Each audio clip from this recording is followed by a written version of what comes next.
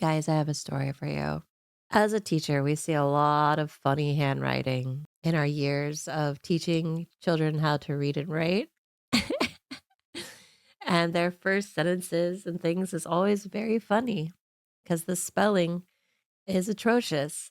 But as a teacher, it's my favorite thing to do is read a child's writing. It's one of the small joys I got from being a teacher. And needless to say, my daughter's handwriting has needed work for several years.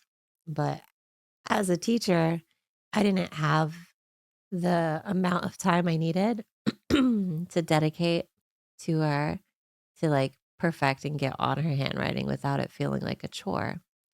So to do it in a fun way, when she started losing her teeth, I made sure to say, oh, we should write her a letter. You can ask her a question and things of that nature, right? And so she writes little letters every time she loses a tooth to the tooth fairy. So here is her letter to the tooth fairy.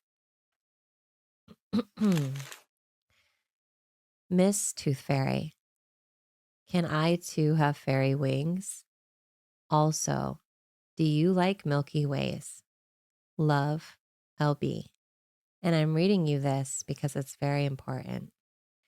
She lost a tooth today and came down, and I asked her if she put it in her tooth fairy pillow that hangs on her doorknob.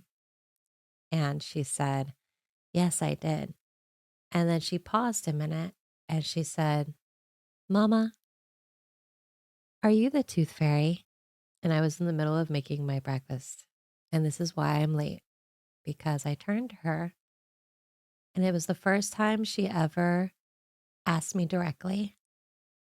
And I put down my spatula and I said, do you really want to know the answer to that? And she thought for a minute and then she said yes. So I walked over to her and I wrapped my arms around her shoulders and she wrapped her little arms around my waist. And I looked down at her and I kissed her forehead and I said, Mama is the tooth fairy. Mama has worked very hard to make sure that you've had the magic of a tooth fairy for all these years.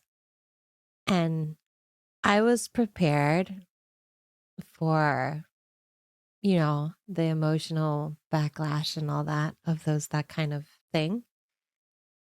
And she just squeezed me and she was like, so you're the tooth fairy? And I said, yes. And she says, why didn't you tell me? Why didn't you tell me you were the tooth fairy? And so I said, you never asked me before.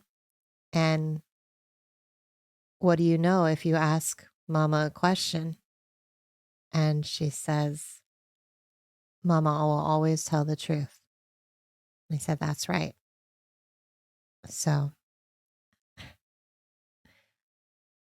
what happened next, I was not prepared for, because then she started firing off the other questions. She said, okay, looks me dead in the eye, Santa. You gonna tell me Santa Claus isn't a real person? And I was like, I'm sure he was a real person. And she squints her eyes and she said, was?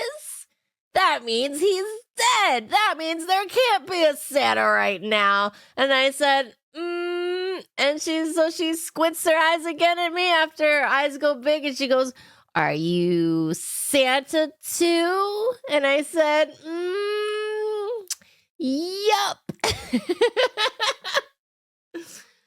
And then it was the Easter Bunny. I said, yup. So today she found out the Tooth Fairy, Easter Bunny, Peach Santa Claus, Sam rolled in with 50 viewers. all of them are me. And she squeezed me and she was like, I knew it was really weird that the Tooth Fairy liked apple pie and Snickers. For the thing about the tooth fairy, being who I am and being sick and being a teacher and stuff and being the only parent, when she would lose a tooth, sometimes I would forget, right? I would forget. And so we would talk about how the tooth fairy was probably really overworked and short staffed. And so we should get something so that they feel appreciated whenever they finally come to get the tooth, right? So we would go, I was like, I heard that tooth fairies really like apple pie. And so we'd go through like a McDonald's drive through to get like a little apple pie and leave it on the counter so the tooth fairy could have some apple pie. And for Halloween it was like, or for the year it was like little Snickers, like the bite-sized Snickers. So and so I would like take a tiny bite out of this apple pie and like carve out some of the filling, right? So it looked like a little fairy got in there. Or the Snickers, I would like chomp just like a little bite off the corner, right?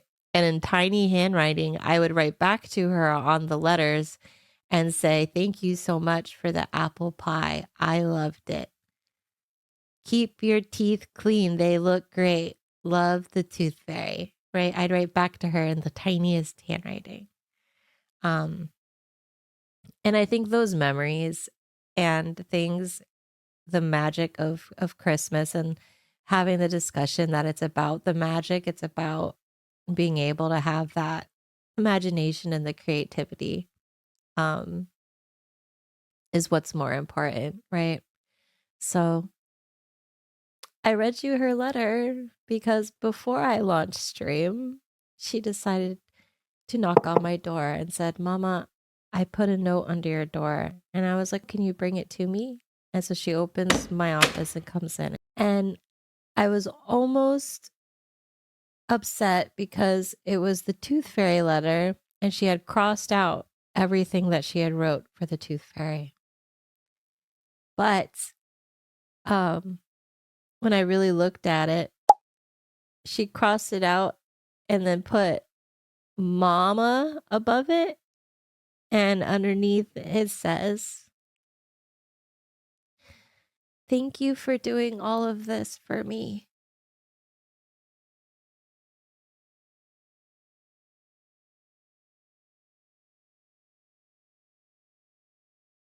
And guys, I don't know how to handle this right now. Because there are times as a mom, I feel like I'm not enough. You know, there are times that I feel like she misses out on a lot because I'm not like your normal, very healthy mom. I have a lot of stuff and conditions that keep me from uh going to some things or having the energy to do things with her, but then stuff like this happens and I feel like I'm doing okay. I feel like I'm doing okay.